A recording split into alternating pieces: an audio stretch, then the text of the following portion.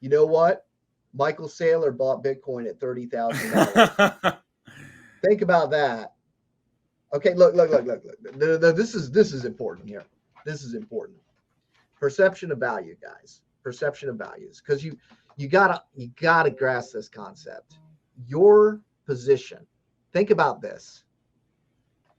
Michael Saylor started promoting Bitcoin when it was $30,000. Richard got Bitcoin for free, 50 of them, every block, when they were like 50 cents. Think about that.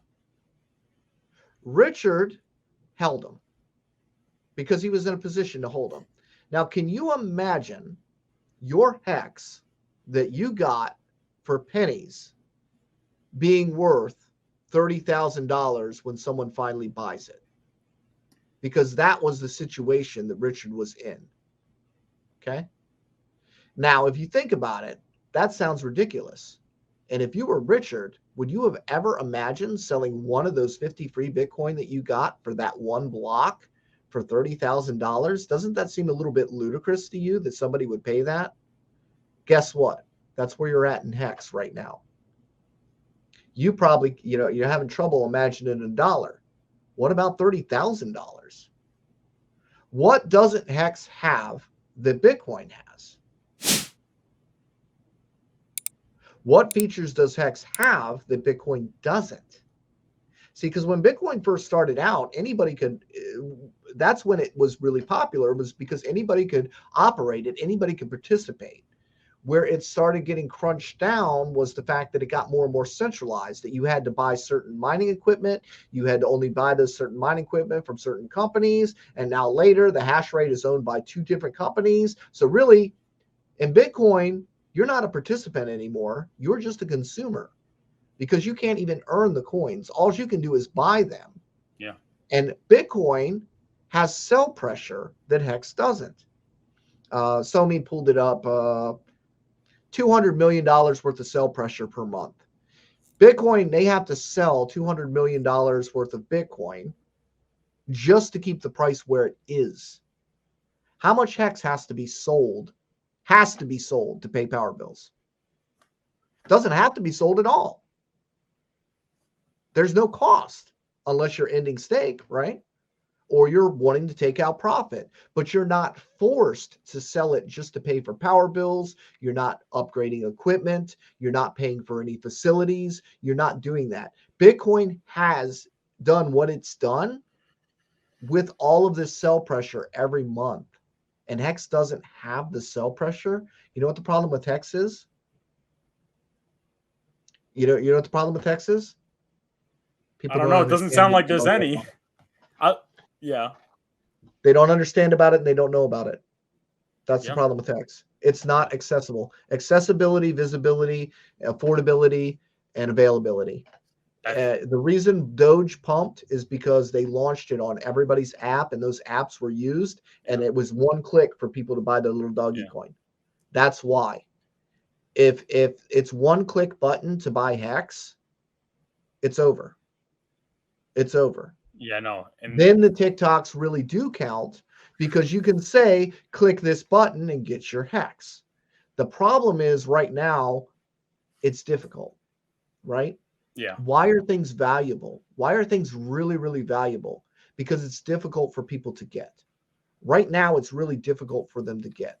So you're actually climbing the mountain, picking the fruit, coming down the mountain and giving it away to people for pennies.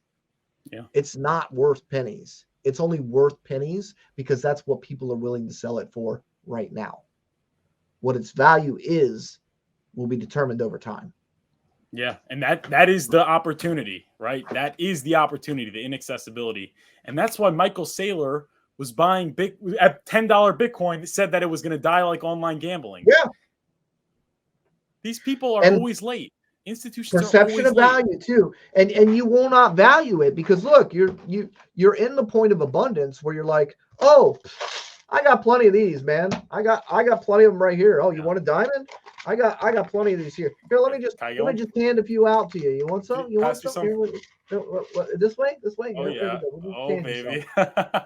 So I mean that you're in the point of abundance, right? You know, if you got a full, you know, we talked about it earlier. You'll have to run it back, but we talked about having a bag of Starbursts, and as you start handing them out, and it gets less and less, it gets harder and harder, right, for you to part with them, right? And right now we got people that had really large bags, and they have unit bias because they have an abundance.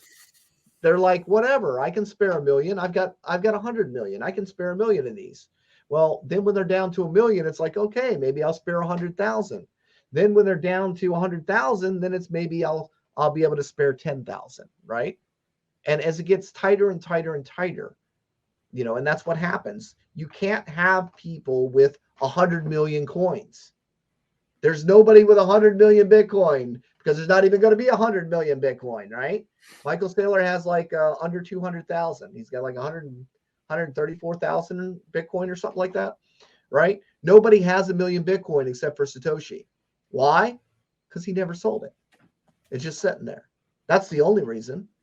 Nobody else has 1 million Bitcoin. Why? Because they sold it. They had plenty. They sold it all along the way. They sold it 30 cents. They sold it $1. They sold it at $10. They sold it $100. They sold it $1,500.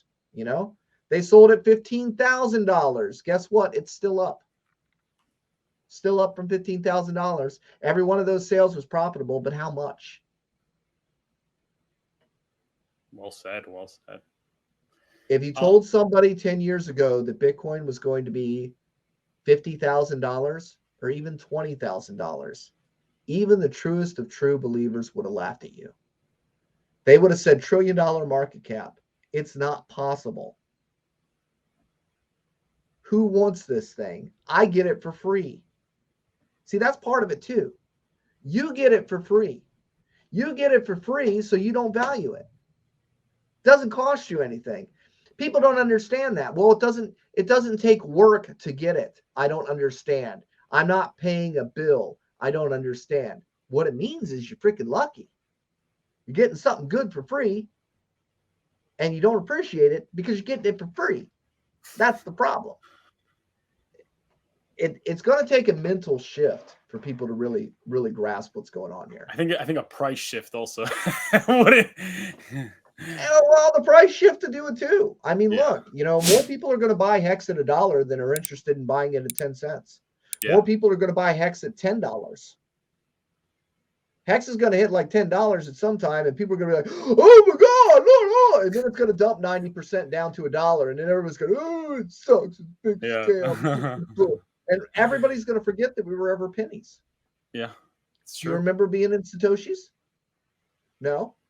Nobody remembers being in Satoshis, do you? Do you remember 60-cent T-shares? 60-cent T-shares were paying 60 cents a day here recently. That's crazy. You know? One T-share at 60 cents was paying 60 cents every day.